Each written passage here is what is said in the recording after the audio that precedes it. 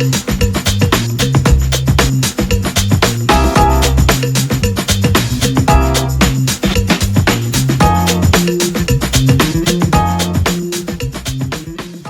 Bapak, Ibu, Saudara, kita akan dengarkan firman Tuhan pada hari ini. Itu tentang bagaimana seorang hamba Tuhan, bagaimana hidup menjadi seorang hamba Tuhan, dan bagaimana hidup mengakhiri sebagai seorang hamba Tuhan. Jadi, inilah poin yang penting. Mungkin jarang ya topik ini dibahas. Karena banyak orang hanya berpikir bagaimana ingin menjadi hamba Tuhan, tetapi tidak memahami bagaimana menghidupi sebagai hamba Tuhan dan mengakhiri sebagai hamba Tuhan. Poin-poin inilah poin-poin yang serius. Saya ingin kita sama-sama baca dulu di dalam kitab Amsal 19 ayat yang ke-1 sampai ke-3. Amsal 19 ayat yang ke-1 sampai ke-3. Ayat ini berkata, lebih baik seorang miskin yang bersih kelakuannya daripada seorang yang serong bibirnya lagi tebal. Tanpa pengetahuan, kerajinan pun tidak baik. Orang yang tergesa-gesa akan salah langkah. Kebodohan menyesatkan jalan orang, lalu gusarlah hatinya terhadap Tuhan. Ayat ini mengajar 3 poin penting. Dan ini adalah perjalanan sebagai seorang hamba Tuhan, dan seharusnya perjalanan itu membuat seorang hamba Tuhan mampu mengakhiri hidupnya sebagai hamba Tuhan dan tidak kehilangan kehamba Tuhanannya. Yang pertama di ayat ini, Amsal 19 ayat pertama, lebih baik seorang miskin yang bersih kelakuannya. Ini berbicara tentang integritas. Integritas itu adalah tulang punggung seorang hamba Tuhan. Kalau seorang hamba Tuhan sudah kehilangan integritasnya, maka lumpuhlah segala sesuatu yang dibangunnya. Retak segala sesuatu yang diperkuatnya tidak akan kuat. Ambruk semua yang ditaruhnya itu akan berjatuhan satu demi satu. Jadi, poin penting di dalam kehidupan seorang hamba Tuhan adalah integritas. Menyimak semua? Menyimak? Ya, amin, Pastor. Ya, oke. Poin penting sebagai seorang hamba Tuhan adalah poin tentang lebih baik seorang miskin yang bersih kelakuannya. Itu adalah masalah integritas, dan berbicara integritas itu berbicara tentang 4 hal penting. Integritas yang pertama menyangkut pribadinya, bukan tentang yang di panggung, bukan tentang waktu dia mengenakan jubah kependetaan, atau bukan pada waktu melayani, tetapi ketika dia seorang diri.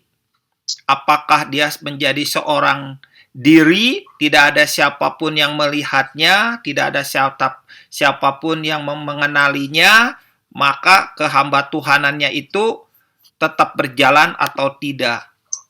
Kehamba Tuhanan itu penting.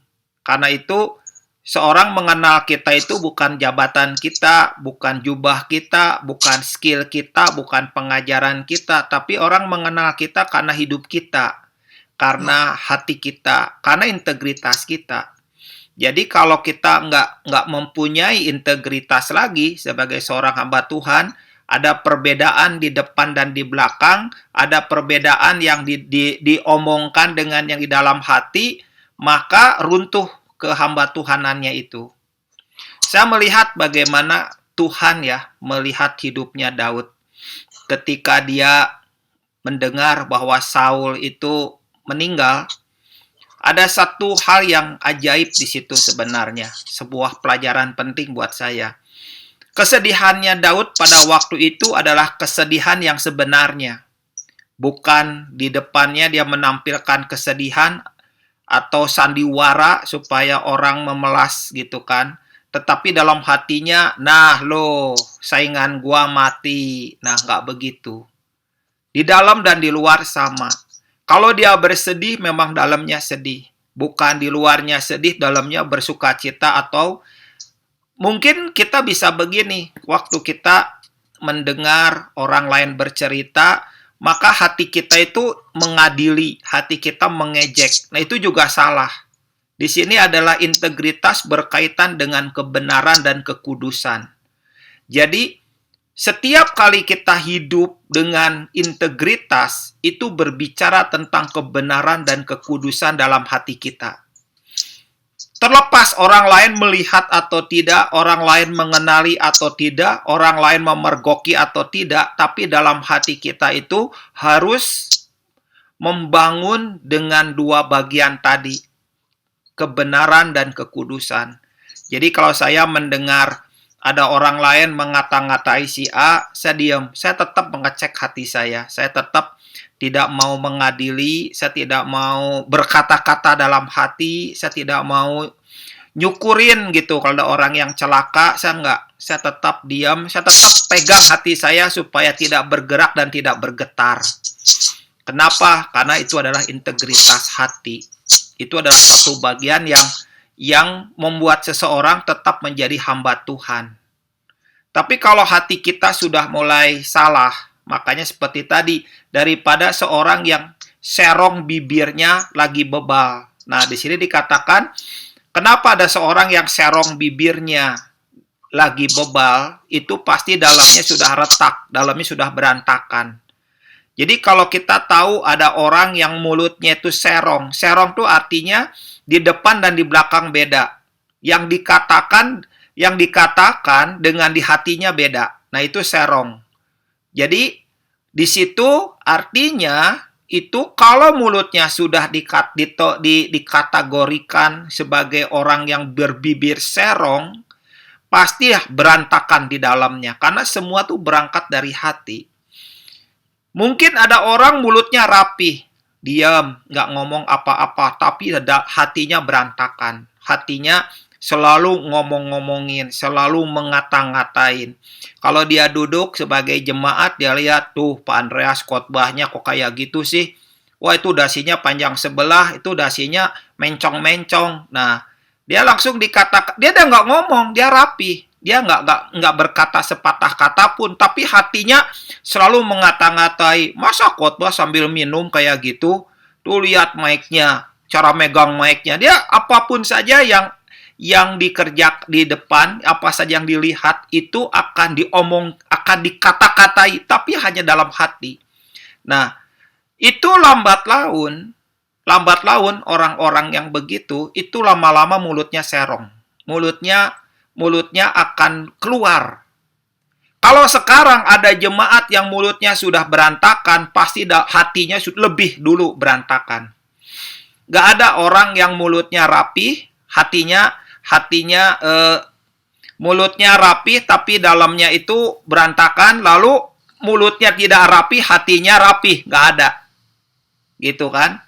Mulutnya rapi, hati bisa berantakan. Kalau mulutnya sudah berantakan, pasti hatinya jauh lebih berantakan. Gitu.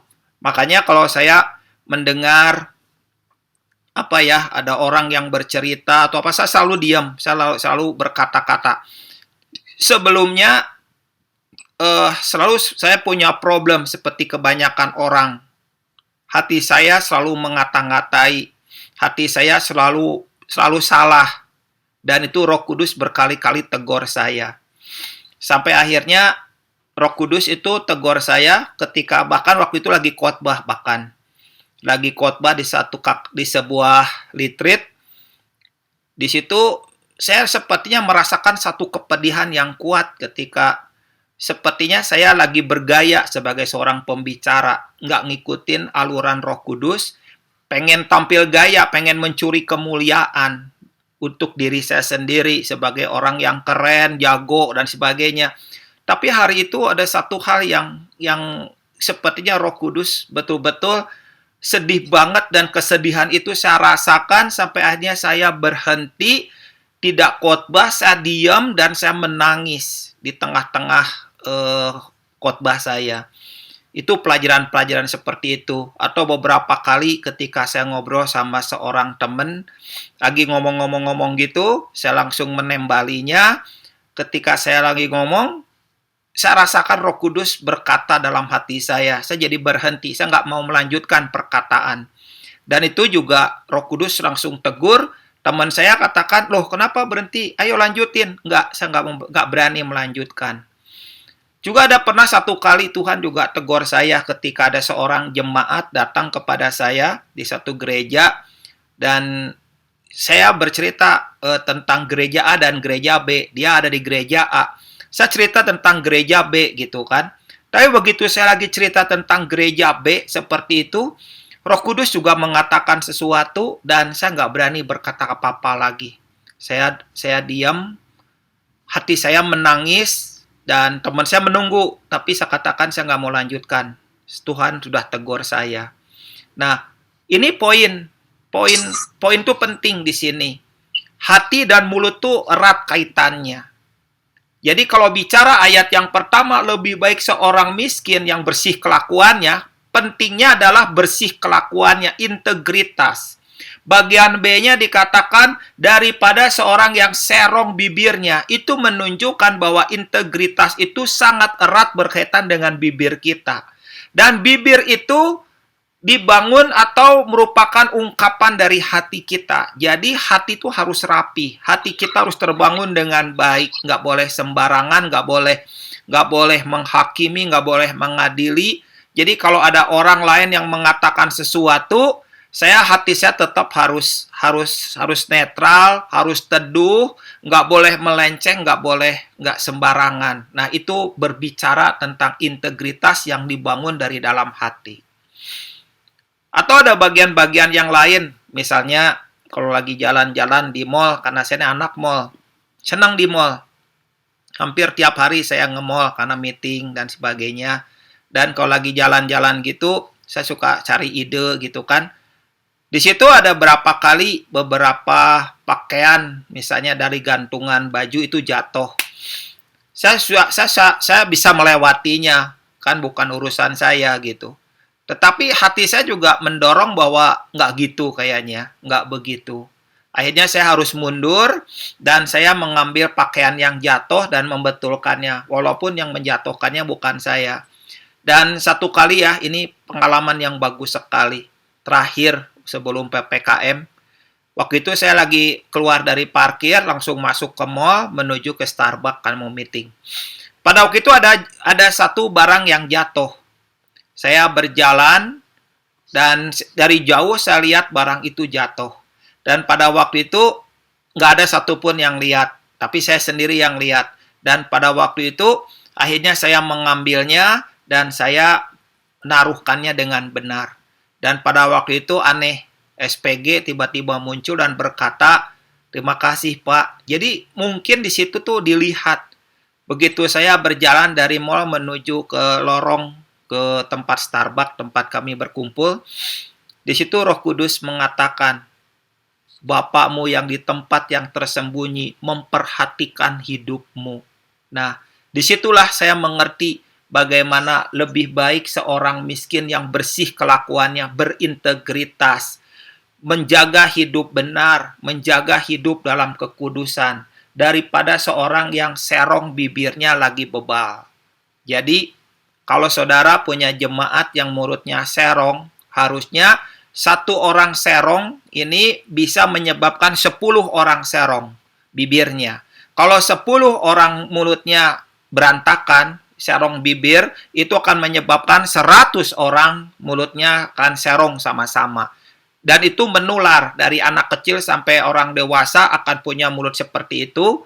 Tetapi harusnya begini, kalau dalam sebuah komunitas 10 orang, ada satu orang yang mulutnya serong, ketika dia ingin mengajak orang lain atau menulari orang lain, tapi yang 9 tutup mulut dan tidak berkata apa-apa, maka si satu ini akan mengetahui bahwa gaya ini nggak bisa digunakan di sini. Dia akan coba beberapa kali yang lain, tapi sesembilan nggak pernah respon ketika dia berkata serong, berkata punya bibir serong seperti itu, maka si sembilan itu akan terus konsisten, maka si satu itu akan tahu bahwa di sini acara seperti itu nggak bisa digunakan. Gitu. Dan itu harusnya semakin bertambah orang, bertambah banyak semua jemaat mempunyai bersih kelakuannya, baik di hadapan Tuhan, baik di depan jemaat, ada yang melihat atau tidak bersih kelakuannya. Itu poin. Dan itu adalah tulang punggung. Itu adalah tulang punggung seorang hamba Tuhan, bersih kelakuannya. Itu poin yang penting. Kalau hamba Tuhannya mulutnya serong, jemaatnya itu lebih parah. Dan berkali-kali saya menemukan kegagalan atau kehilangan pekerjaan Roh Kudus atau kehadiran Roh Kudus dalam sebuah gereja disebabkan karena memang hamba Tuhannya sendiri adalah tidak bersih kelakuannya dan bibirnya serong. Itu kehamba Tuhanannya sudah hilang. Walaupun dia berstatus pendeta, tetapi kehamba Tuhanannya sudah hilang. Itu bahaya dan itu mengerikan. Itu poin yang pertama. Poin yang kedua adalah dalam Amsal 19 ayat 2 dikatakan tanpa pengetahuan kerajinan pun tidak baik. Orang yang tergesa-gesa akan salah langkah. Ayat itu berbicara apa? Ayat ini berbicara tentang pentingnya pengetahuan, pentingnya pengertian, pentingnya kebijaksanaan, pentingnya hikmat, gitu kan? Kalau tanpa pengetahuan kerajinanmu tidak baik, itu sama seperti menebang pohon dengan kampak yang tumpul. Tenaga kita besar, tetapi tidak memperoleh hasil yang maksimal. Ada banyak orang memimpin jemaat, melayani jiwa-jiwa, mengasihi Tuhan dengan kerajinan. Tetapi sebenarnya nggak cukup. Kerajinan tuh nggak cukup. Yang dibutuhkan tuh adalah pengetahuan. Kalau saya mengadakan satu seminar gitu ya, kayak beberapa waktu sebelum pandemi ini, terakhir misalnya di Lampung Selatan. Saya kumpulkan beberapa jemaat lokal di sana, hamba-hamba Tuhan. Nah, mereka tuh cenderung bahwa khotbah itu harus begini. Khotbah itu harus di mimbar, nggak ada yang keluar dari mimbar. Khotbah itu harus berurutan, teknik khotbahnya mungkin karena mereka sekolah Alkitab. Kalau saya memang nggak sekolah Alkitab. Akhirnya begitu saya sampaikan bahwa sebenarnya ada sisi yang berbeda yang harus seorang itu ngebagiin dengan cara yang berbeda, nggak gitu-gitu terus. Lalu saya mengajar bagaimana khotbah itu adalah dengan bikin drama. Akhirnya saya mengajak bikin drama dan pada waktu itu saya bikin drama tentang anak yang hilang. Saya pilih orang yang jadi anak yang hilangnya, jadi bapak yang bapaknya, jadi anak sulungnya dan sebagainya. Atau saya khotbah tentang bagaimana Yakub yang memberkati kedua anak Yusuf dengan tangan bersilang. Nah, peragaan-peragaan itu tuh penting, gitu kan? Tapi karena hari ini khotbah itu harus dari mimbar, harus begini, harus begitu, nggak ada teknik lain, nggak punya gaya lain, nggak punya cara lain. Ya orang-orang juga, jemaat juga punya pemikiran seperti itu. Tapi saya katakan bahwa khotbah nggak begitu. Ada teknik lain, ada cara lain, ada bentuk lain, ada gaya-gaya yang lain yang nggak harus begitu. Kenapa harus dikembangkan yang tidak seperti biasanya? Karena ayat ini berkata bahwa tanpa pengetahuan. Jadi penting banget pengetahuan. Kerajinan itu tidak baik. Kerajinan itu sama seperti kita tuh menebang dengan kampak yang nggak diasah, yang tumpul. Tenaganya besar, hasilnya nggak memadai. Jadi sebagai seorang hamba Tuhan, karena ini judulnya adalah bentangkan hati sebagai seorang hamba Tuhan, di sini pentingnya adalah pengetahuan. Pengetahuan itu bukan tentang teori-teori Alkitab, tetapi juga pengetahuan juga adalah bagaimana kita duduk dengar. Duduk hanya untuk mendengar, tidak berkata, tidak ingin melakukan sesuatu. Satu kali di Surabaya waktu itu berkumpullah belasan hamba-hamba Tuhan. Mereka bilang, wah ada Pastor Stehe mau datang ke Semarang, pasti mau bagian sesuatu. Mereka udah bersiap-siap dari jam 2 siang sampai jam 6 sore. Mereka bersiap ingin dapetin apa. Tapi hari itu Tuhan mengatakan sesuatu bahwa kamu nggak boleh mengajar, kamu cuma duduk diam. Jadi saya katakan kepada hamba Tuhan itu, saya katakan, bapak-bapak, ibu-ibu, hari ini bagusnya tiap orang membagikan. Jadi saya cuma duduk diam dari jam 2 siang sampai jam 6 sore, hanya duduk diam, mendengar belasan hamba-hamba Tuhan yang khotbah di depan saya. Satu orang dikhotbahi oleh belasan orang, dan saya diam aja. Saya dengerin dan saya tahu ada hamba-hamba Tuhan yang mengatakan suara Tuhan. Tapi beberapa sih gaya-gaya ya, tampil-tampil. Mungkin pengen tampil di depan, ya pengen unjuk gigi kali ya, unjuk khotbah kali. Jadi ya saya duduk diam, saya dengerin, dan di situ saya tahu ada beberapa hamba Tuhan menyampaikan pesan-pesan Tuhan. Saya tahu itu Tuhan sendiri yang memakainya. Loh, kenapa kita harus khotbah? Kenapa kita harus itu? Alkitab mengajar di sini bahwa pengetahuan itu adalah bukan saja satu langkah. Pengetahuan itu merupakan banyak bentuk, banyak cara, banyak gaya. Jadi dalam melayani, dalam berkhotbah, dalam menyampaikan segala sesuatu tuh saya nggak boleh dalam satu patokan, nggak boleh dalam satu aturan. Punya banyak cara, dan itu lebih simple. Kalau saya bandingkan kita hamba Tuhan zaman sekarang dengan Tuhan Yesus itu simple sekali. Dia mengajar banyak orang, lalu dia mengambil gandum. Lalu dia lemparkan gandum itu ke pinggir jalan, dan lalu dikatakan, lihatlah benih yang jatuh di pinggir jalan. Lalu dia lemparkan benih di tanah yang beronak duri, dia lemparkan benih di tempat yang berbatu-batu, dan dia lemparkan benih di tempat tanah yang subur. Jadi begitu segala sesuatu itu dia mengambilkan perumpamaan dengan alat-alat yang ada di sekitarnya. Jadi saya khotbah dengan alat-alat yang ada di sekitarnya. Perumpamaan yang diambil adalah perumpamaan yang simpel-simpel, karena memang kita tidak sedang berkhotbah ke anak-anak teologi, tetapi khotbah kepada jemaat yang sederhana. Makin sederhana kalimat kita, makin sederhana ilustrasinya, makin simpel, makin bagus. Dalam kesederhanaan itu punya kekuatan yang sangat besar. Jadi di sini kekuatan kedua selain integritas sebagai seorang hamba Tuhan, kekuatan keduanya adalah pengetahuan.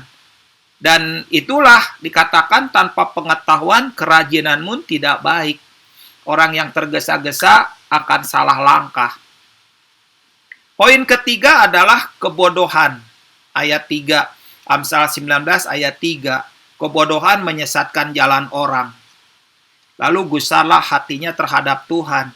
Ini berbicara tentang kebodohan itu berbicara apa? Berbicara tentang kebodohan itu berbicara tentang kita nggak berpengalaman. Itu salah satu tergolong sebagai kebodohan. Atau ketidakmauan untuk belajar, atau ketidakmauan untuk keluar dari sebuah gaya yang selama ini kita tekuni atau kita lakonin. Jadi kalau kita sudah punya gayanya begitu, kita agak sulit untuk keluar dari gaya yang lain. Makanya di ayat ketiga ini, kebodohan menyesatkan jalan orang, yang harusnya kita bisa menemukan cara-cara yang lebih kreatif, mengajar lebih kreatif, menyampaikan kebenaran lebih kreatif, mengambil perumpamaan-perumpamaan yang lebih kreatif, yang lebih simple. Yang seperti Tuhan Yesus melihat, kalau Tuhan Yesus mungkin ada di zaman sekarang, dia lagi nongkrong di satu tempat, di situ ada tukang tambal ban, dia akan khotbah tentang tukang tambal ban. Kalau Tuhan Yesus pada zaman sekarang melihat ada pom mini, di situ pasti Tuhan Yesus cerita tentang pom mini. Kalau Tuhan Yesus ada di situ ngelihat ada tukang dorong atau tukang apa yang jualan kerupuk atau jualan rujak, dia akan khotbah di daerah situ dan menyampaikan kebenaran-kebenaran. Tetapi hari ini ada banyak yang khotbahnya begitu tinggi-tinggi, sulit untuk dipahami. Dan itulah yang menyebabkan orang tuh nggak bisa apa ya? Di sini dikatakan kebodohan tuh menyesatkan jalan orang. Dari pelajaran-pelajaran ini ya, dari Amsal 19 saya menemukan bahwa inilah cara hidup sebagai seorang hamba Tuhan. Lalu bagaimana kita mengakhirinya sebagai seorang hamba Tuhan? Banyak orang yang begitu berharap untuk menjadi hamba Tuhan, tetapi sedikit sekali hamba Tuhan yang berharap meninggal sebagai hamba Tuhan, karena begitu banyak kehilangan kehamba Tuhanannya selagi dia di tengah jalan dalam perjalanan. Itu yang menyebabkan kalau di akhir khotbah di rumah duka itu, aku telah mengakhiri, kelihatannya sih enggak. Ayat itu nggak bisa dikenakan kepada semua orang yang meninggal, bahwa aku telah mengakhiri perjalanan atau telah mengakhiri tugas, atau itu nggak, buat saya sih nggak bisa dikenakan kepada semua yang meninggal. Juga sekalipun yang meninggalnya adalah hamba Tuhan dengan sekian banyak jemaat, ayat itu juga nggak bisa dikenakan juga, karena memang yang tahu ayat itu cocok atau tidak, pas atau tidak, ya Tuhan sendiri. Bahwa ayat itu kamu telah mengakhiri pertandingan atau kamu sudah selesai tugas dari Tuhan, maka Tuhan mengambilnya, itu hanya Tuhan. Tetapi satu poin, bagaimana seseorang memulai sebagai hamba Tuhan, dia juga harus mengakhirinya sebagai hamba Tuhan. Yang artinya namanya itu lebih harum. Sekalipun dia mati, tubuhnya sudah hancur, tetapi pengajarannya tetap hidup. Orang-orang tahu didikannya, spiritnya, hidup orang itu selalu terkenang, dan itu menjadi bagian yang penting. Jadi saya melihat bahwa begitu banyak orang inginkan menjadi hamba Tuhan, tetapi hanya sedikit sekali orang yang mengakhiri hidupnya sebagai seorang hamba Tuhan. Amin.